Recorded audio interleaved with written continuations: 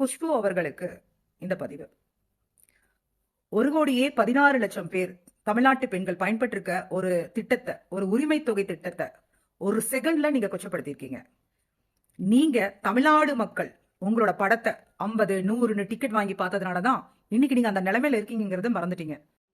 தமிழ்நாட்டு பெண்கள் இந்த திட்டத்தின் கீழ் பயனடைஞ்சவங்க இத உதவித்தொகையா நினைச்சிடக்கூடாது.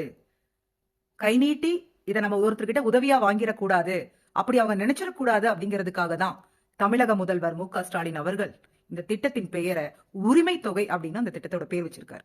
அதாவது தமிழ்நாடு அரசு கிட்ட இருந்து நீங்க பெறப்படுற உரிமை தொகை, இது எங்களோட கடமை, உங்களுக்கு நாங்க கொடுக்கறது அப்படிங்கிற அர்த்தம்.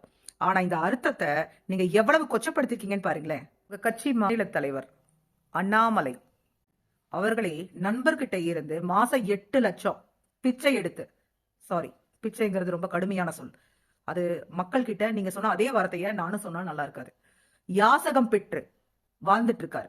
நீங்களாம் உரிமை தொகையை பத்தி பேசுறதுக்கு உங்களுக்கு எந்த தகுதியுமே கிடையாது. பாஜக சங்கிகள் இந்த பெண்களுக்கான இந்த திட்டத்தை பார்த்து எல்லாத்துக்கும் வயதறியுதுன்னு நினைக்கிறேன். இதே தமிழ்நாடு மக்கள் கிட்ட போய் ஓட்டு கேட்டு ஓட்டு பிச்சைக்காக ஒவ்வொரு வீட்டு வாசப்படியும் நீங்க நிக்கதான் போறீங்க. அன்னைக்கு தமிழ்நாட்டு பெண்கள் உங்களுக்கான தரமான ஒரு அடியை கண்டிப்பா கொடுப்பாங்க.